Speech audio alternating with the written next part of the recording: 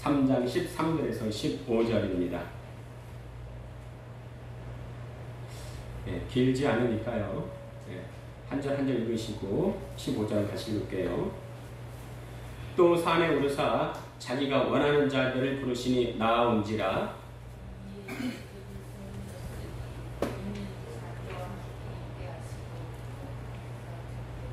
15절 같이 읽습니다. 시작. 귀신을 내쫓는 권능도 가지게 하려 하심이로라. 아멘. 할렐루야. 예, 주님을 찬양합니다. 자, 오늘 말씀 듣기 전에 우리의 마음을 고백하시고 시작하겠습니다. 시작. 오늘도 주님의 아름다우심을 보게 하셔서. 8월에 벌써 8월의 첫째 주가 시작됐습니다. 앞으로 더 무더위가 기승을 부릴 텐데 건강에 유의하시길 바랍니다. 건강해야지 주의 일도 잘할 수 있습니다. 아프면은 억지로 하게 돼요. 또 억지로 하면 짜증이 납니다. 그렇죠? 뭐 저도 다를 바가 없어요. 뭐 저도 사회생활을 이것저것 여러 개 또 해가지고 또 늦게 신앙을 하고 지금 이 자리에 섰지만요. 억지로 하면 짜증이 나요. 용기를 잃지 않습니다. 힘이 들기만 합니다. 저도 마찬가지지만 또 제 삶과 또 주변인들을 쭉 돌아보고 말을 들어보면요. 언제가 가장 힘든가 했을 때에 언제가 가장 힘드냐면은 지금 현재예요. 지금 현재.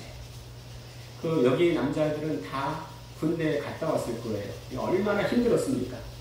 그렇죠? 그러나 그것 때문에 내가 지금 힘들어 죽겠다. 이런 남자분들은 단 한 명도 없을 거예요. 뭐가 나를 힘들게 합니까? 현재 내게 닥쳐진 일이에요. 그래서 내게 가장 힘든 때가 언제냐? 지나온 과거가 아니고 앞으로 펼쳐질 미래가 아니고 내 앞에 있는 현재의 생활이라는 거예요. 자, 그런데요. 또 여기에 아마추어와 프로의 차이가 있습니다. 프로와 아마추어의 차이가 뭐예요? 아마추어는요. 기쁨으로 합니다. 기쁨으로 해요. 예를 들면요. 남자들이 축구를 할 때, 농구를 할 때요. 억지로 하지 않습니다. 기쁨으로 합니다. 자기가 원하는 때에 하고 원하지 않는 때에 끝을 맺습니다. 그런데요. 프로는 땀을 뻘뻘 흘리면서 억지로 자기가 죽기 직전까지 열심히 해야 되는 게 바로 프로예요. 이거 전 농구 선수인 서장훈이 한 말입니다. 자, 그러니까 내게 맡겨진 일을 억지로 하고 있다면 이건 둘 중에 하나예요. 내가 그것을 감당할 능력이 없던지 아니면 프로이기 때문에 내가 짊어져야 할 짐이던지. 그런데 문제는 뭐냐면은 내가 교회에서 맡은 직분도 이 사명도 세상에서 일과 동일한 잣대를 가지고 보는 경향이 있다는 거예요. 그 사명을 억지로 감당해요. 세상에서는 그것이 아마추어가 아니라 프로이기 때문에 그런 거다 위로할 수 있지만 신앙생활은 그것과 결을 같이 하지 않습니다. 자, 오늘 제목의 말씀을 같이 한번 읽어볼까요? 시작. 사도적 사명. 자, 왜 제목이 사도의 사명이 아니고 사도적 사명일까요? 자, 오늘 말씀을 들으면서 깨달으시고 주 앞에 순종하는 우리 모두가 다 되어지기를 우리 주님의 이름으로 축원드립니다. 아멘. 자, 여러분 혹시 산을 좋아하십니까? 제 고향은 강원도예요. 그래서 집 앞으로 조금만 나가면 산이 펼쳐져 있고요. 집 뒤로 조금만 가도 산이 펼쳐져 있었습니다. 그러니까 어릴 때 놀 수 있는 공간은요. 산과 논, 이게 대부분이었습니다. 그래서 산을 좋아하게 되고 또 많이 또 산을 오르락 내리락 했던 것 같아요. 자, 그런데 예수님도 산에 자주 오르셨습니다. 툭 하면 산으로 올라가세요.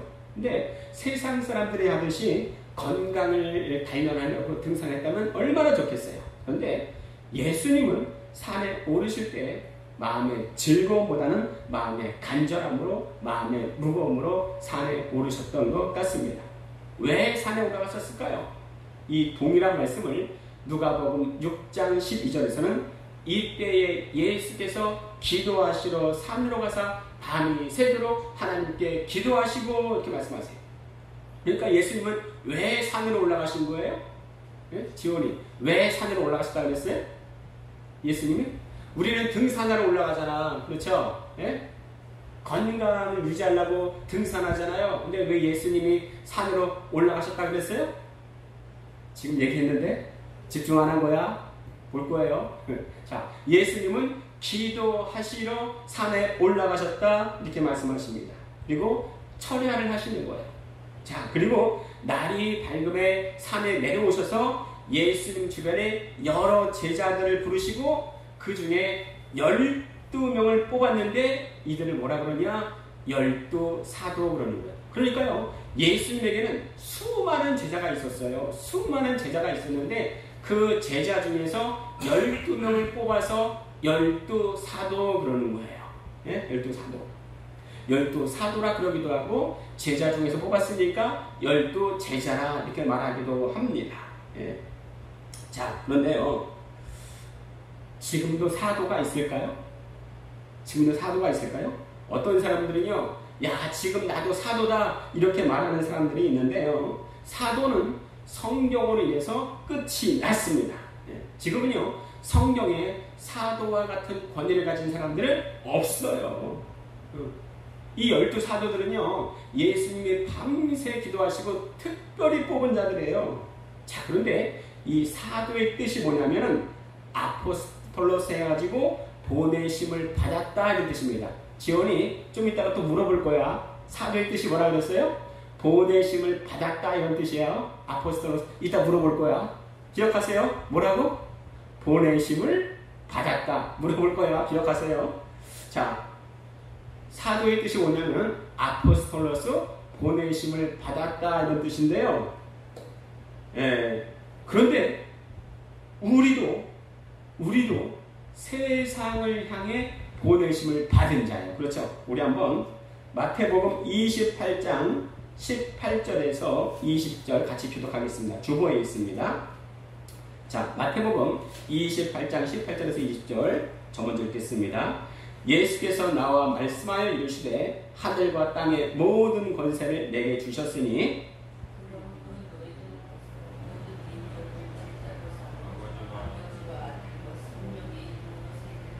예, 20절 같이 읽겠습니다.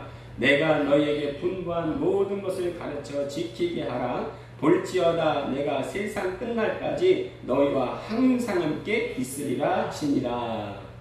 자, 지원이 사도의 뜻이 뭐라고 그랬어요? 예? 예, 그래요. 아포스톨로스 보내심을 받았다. 근데 지금 말씀해 보니까 예수님 앞에 서 있는 모든 자들에게 사도가 아닐지라도 가라!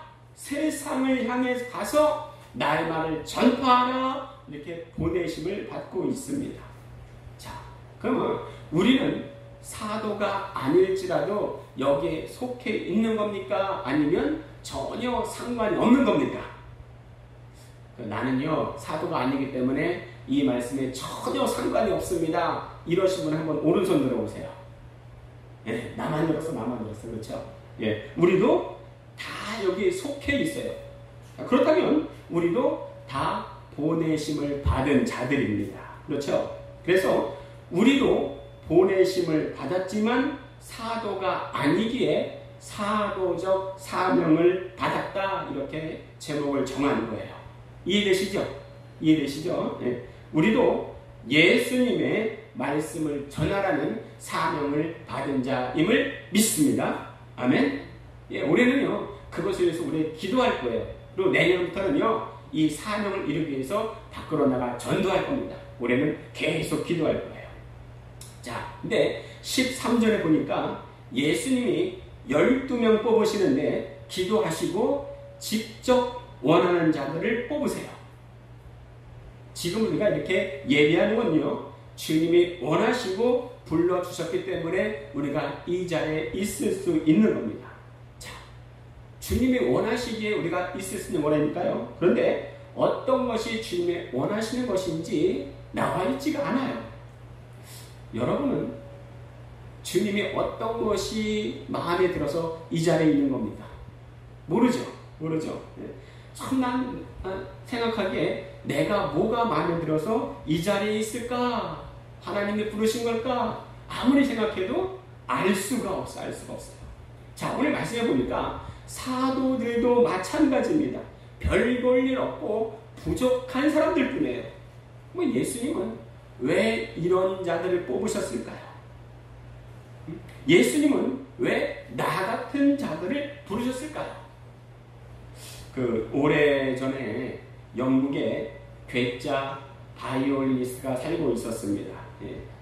그는 각종 바이올린을 수집하는 수집가였다고 그래요. 근데 어느 날 자기가 가지고 있는 이 세계에서 가장 비싼 바이올린을 모든 사람에 공개하기로 약속을 했습니다. 발표를 했어요. 그러니까 사람들이 값비싼 바이올린을 보려고 그 사람에게 몰려들었습니다. 야, 이 세계에서 가장 값비싼 바이올린 소리는 과연 어떨까 궁금해서 그 앞에 딱 왔습니다. 그 바이올리스트가 바이올린을 켜기 시작했습니다. 야, 너무나 아름다워, 너무나 사람들이 감탄하기 시작했습니다. 야, 역시 값비싼 바이올린은 소리가 다르긴 다르구나. 이렇게 감탄할 때에 갑자기 그 바이올리스트가 바이올린을 돌더니 밖으로 밑으로 촥 내팽개쳤습니다. 다 산산이 깨져버렸습니다. 사람들이 깜짝 놀랐어요. 아니, 이 세계에서 가장 비싼 건데 그렇게 비싼 거를 왜 망가뜨립니까? 왜 깨부십니까? 놀랐는데 갑자기 그 바이올리스트가 그 무대에서 다른 바이올을 가지고 오면서 얘기했습니다. 여러분, 사실 아까 그 바이올린은요 아주 싸구려 바이올린입니다. 이제 진짜 고가의 진짜 비싼 바이올린으로 연주를 시작하겠습니다. 사람들이 이 바이올리스트가 연주를 하자 또 사람들이 감탄하기 시작했습니다. 감명에 빠지기 시작했습니다. 이 바이올리스트가 말하고 싶었던 것은 바로 이거예요.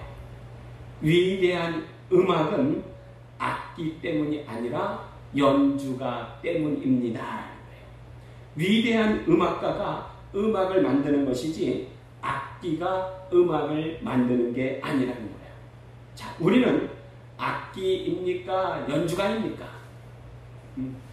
악기.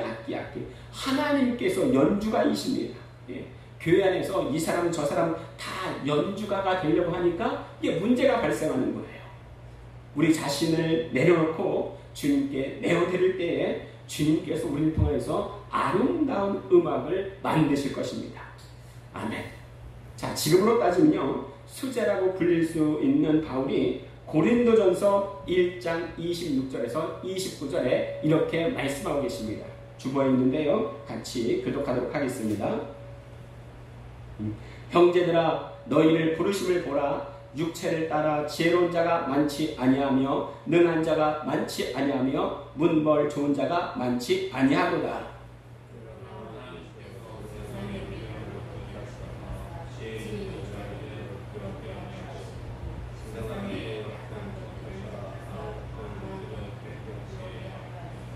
하나님께서 세상에 천한 것들과 멸시받는 것들과 없는 것들을 택하사 있는 것들을 폐하려 하시나니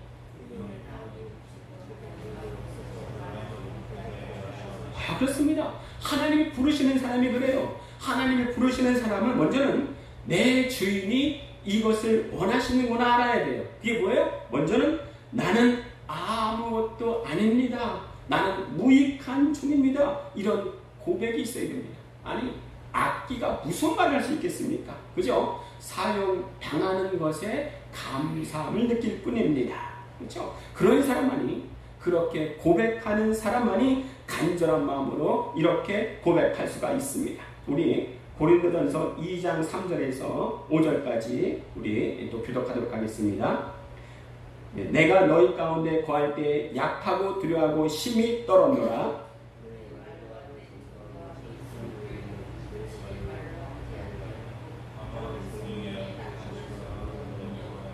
5절 같이 읽겠습니다.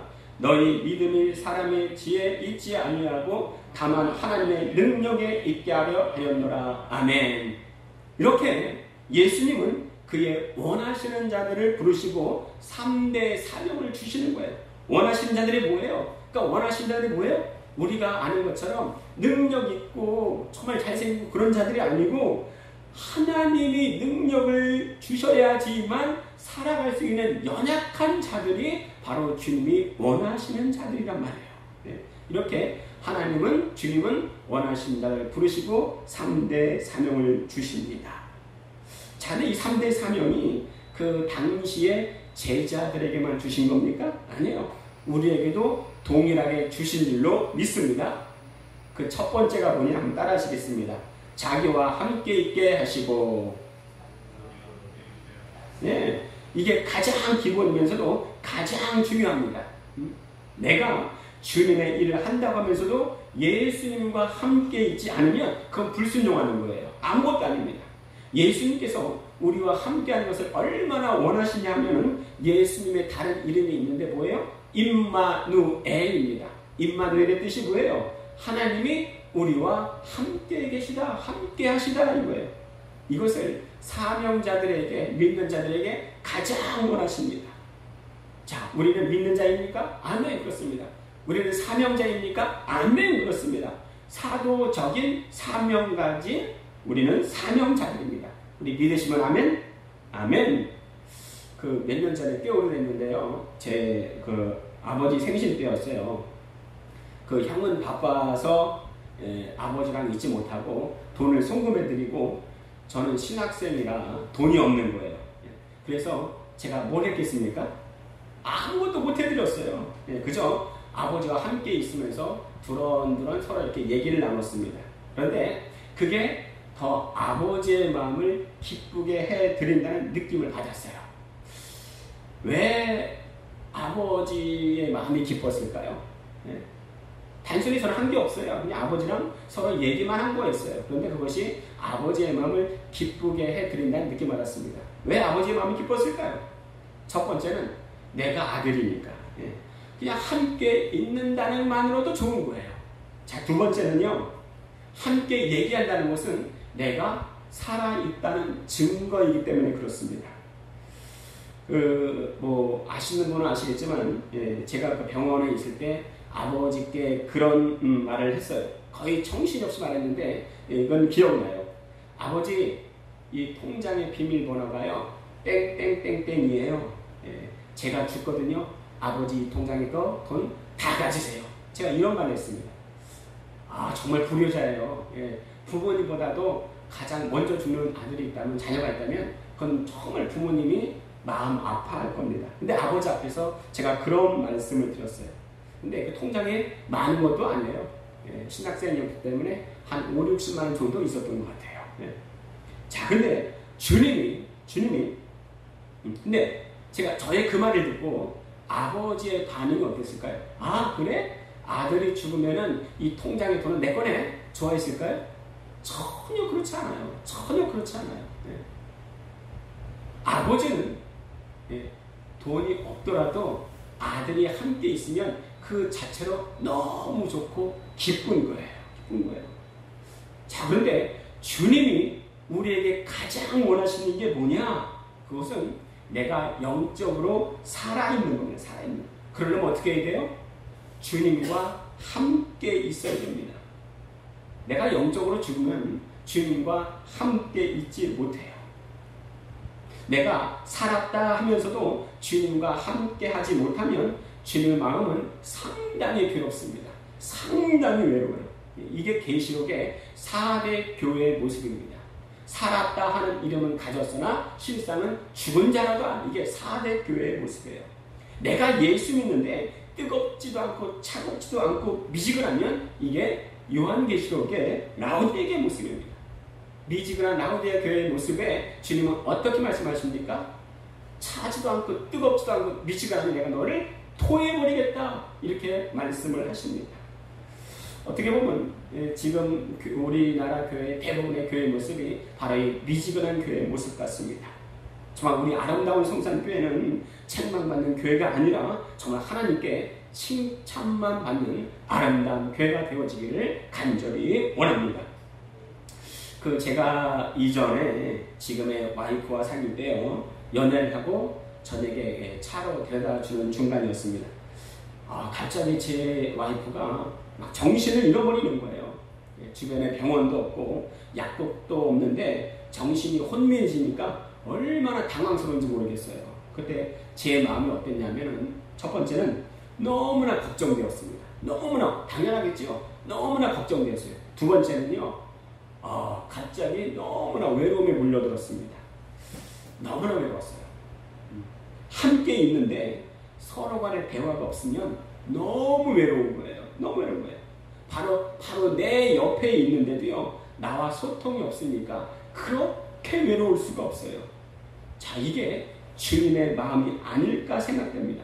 주님의 다른 이름이 뭐라 그랬어요? 임마누엘, 임마누엘. 그 뜻이 뭐예요? 하나님이 우리와 함께 계신다. 그런데 주님이 나와 함께 하시는데 내가 주님과 일상에서 같이 말을 섞지 않아.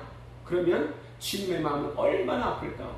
주님의 마음은 얼마나 외로울까? 우리가 알 수 있어야 됩니다. 예.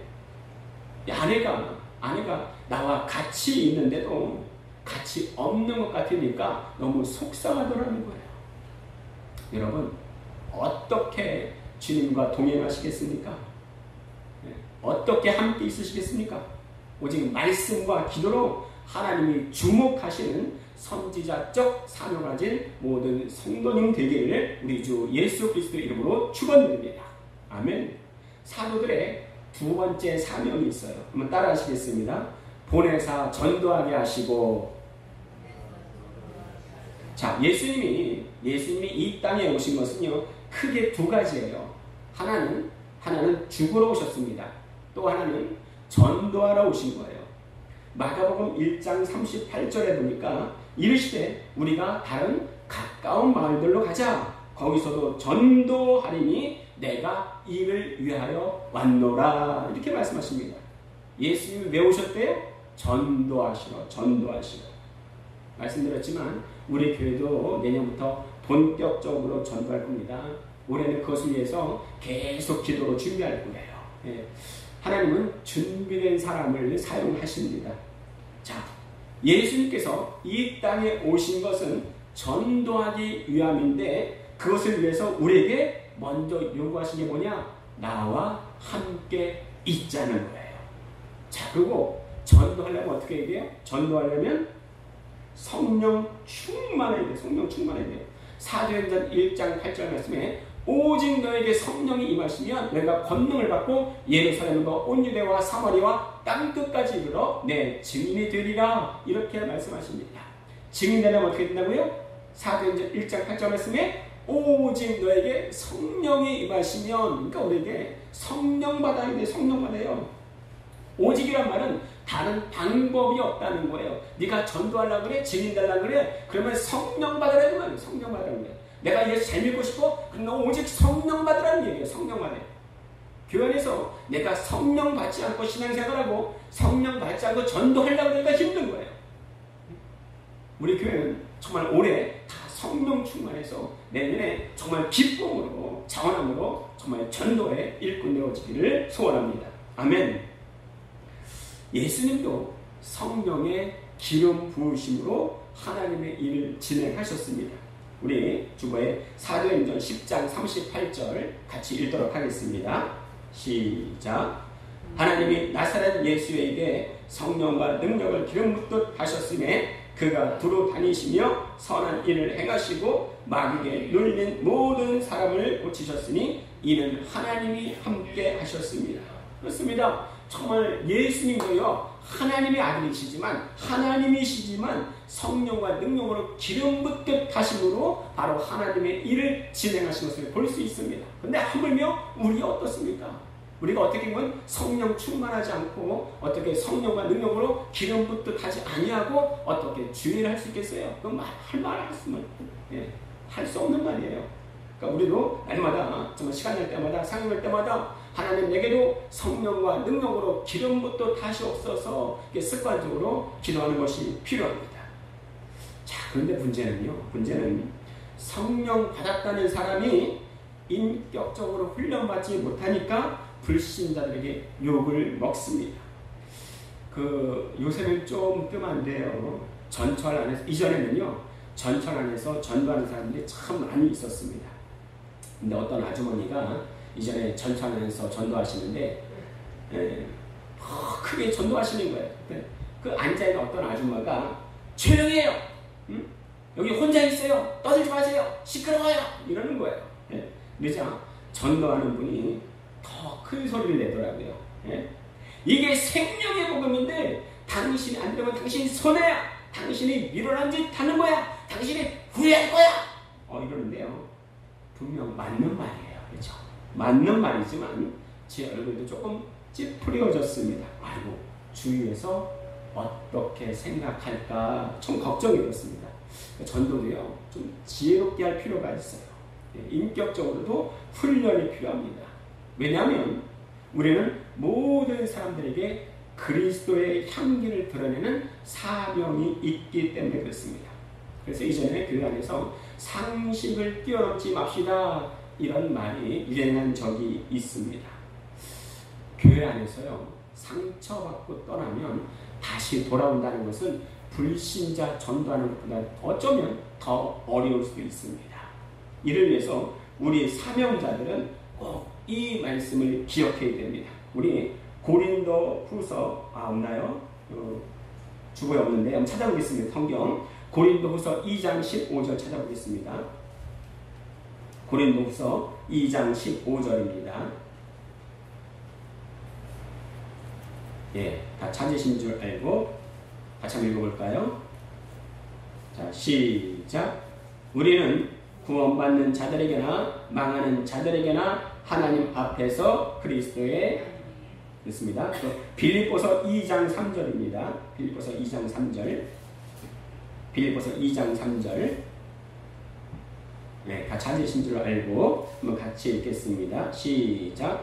아무 일에든지 다툼이나 허영으로 하지 말고 오직 겸손한 마음으로 각각 자기보다 남을 낮게 여기고. 마지막으로 골로새서 3장 23절. 골로새서 3장 23절입니다. 골로새서 3장 23절.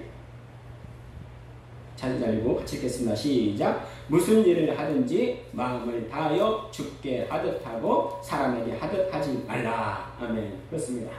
자, 보혜사 예수 이름으로 정말 예수님이 전할 때에 성령 받고 또 지혜롭게 전도하는 그런 모습을 볼 수가 있습니다. 자, 세 번째 사명 주였는데 따라하겠습니다. 귀신을 내쫓는 권능. 예, 그렇죠. 구약에서요, 별별 신기한 일이 참 많이 있습니다. 그런데 사람 몸에서 귀신이 쫓겨나는 사건은 없었습니다. 예수님이 이 땅에 오셔서 처음으로 귀신을 내어 쫓기 시작해요. 우리 지난주의 제목이 뭐였어요? 지난주에 예수님이 내게 어떤 분이십니까? 어떤 분이십니까? 이게 가장 중요하죠. 예. 먼저는 우리의 주와 임금 되시는 예수님에 대해서 알아야 되고 우리의 주적인 마귀에 대해서도 알아야 됩니다. 귀신에 대해서도 알아야 돼요. 그렇죠? 우리가 영적 전쟁 말하잖아요. 영적 전쟁 한다 하면서도 우리의 적군을 모르고 싸우는 거, 이건 미련한 거 아닙니까? 그렇죠? 이길 확률이 있겠습니까? 그렇지 않아요. 바울은 에베소서 6장 12절에 우리가 어떻게 영적 전쟁하는가 말하고 있습니다. 우리 주보에 에베소서 6장 12절 같이 한번 읽겠습니다. 시작. 우리의 씨름은 혈과 육을 상대하는 것이 아니요 통치자들과 권세자, 이 어둠의 세상 주관자들과 하늘에 있는 악의 영들을 상대합니다. 그렇죠? 여기서 씨름이라는 것은 우리가 생각하는 강호동, 이만기 하는 씨름이 아니에요. 죽을 만큼 불사르고 적을 무찌르지 않으면 내가 죽을 수도 있는 그런 씨름입니다. 그렇죠? 많은 그리스도인들이 이 영적 상황을 제대로 알지 못하기 때문에 맨날 영적으로 쥐어 터져서 교회에 나오거나 아니면 아예 관심을 가지지 않습니다. 여러분은 이 영적 전쟁에 관심이 있으십니까? 다시 한번 우리 에베소서 6장 12절 같이 읽겠습니다. 시작. 혈과 육을 상대하는 것이 아니요 통치자들과 권세들과 이 어둠의 세상 주관자들과 하늘에 있는 악의 영들을 상대합니다. 그렇죠? 악의 영들을 상대합니다. 사람들은 귀신을 무서워합니다.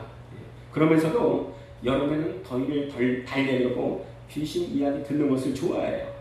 왜냐? 들으면 몸이 오싹해지거든요. 무서우니까. 불신자가 그러면 이해하겠지만 예수님 믿는 자도 그러한 경향이 있습니다. 무서워해요. 자, 왜 무서워하느냐? 그건 내게 어떤 권세가 있는지 몰라서 그래요. 내게 어떤 권세가 있습니까?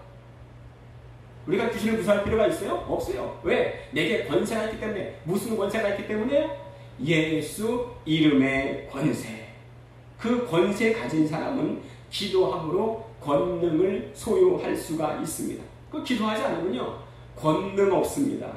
기도하지 않으면 우리는 하나님의 자녀된 권세는 있지만 권능은 없는 반쪽짜리 그리스도인이 될 수가 있습니다. 성경에 벼랑산 밑에 예수님의 제자들에게 그것이 나타나는 것을 우리가 볼 수가 있습니다. 우리가 너무나 잘 알지요. 귀신을 못 쫓는 제자들에게 예수님이 뭐라고 말씀하십니까? 기도 외에는 이런 유가 나갈 수 없느니라. 그렇죠? 기도 외에는 이런 유가 나갈 수 없다. 예수님 말씀하십니다. 이 말씀 지겹도록 들었죠.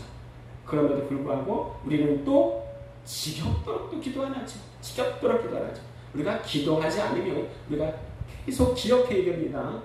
하나님의 자녀된 권세는 있지만 권능 없는 반쪽짜리 기독교인이 그리스도인이 된다는 거예요. 우리가 영적 전쟁에서 승리하려면 이 기도는 분명히 해야 됩니다. 그러면 기도만 하면 끝이냐? 아니에요. 여기에 성령의 전신 갑주를 입어야 됩니다. 벌써 시간이 다 되었는데 이건 다음번에 또 하도록 하겠습니다. 우리 잠깐 같이 이 말씀을 놓고 기도하도록 하겠습니다. 첫 번째는 성경의 모든 말씀이 내게 아멘 되게 하여 주시고 세상을 이길 권능을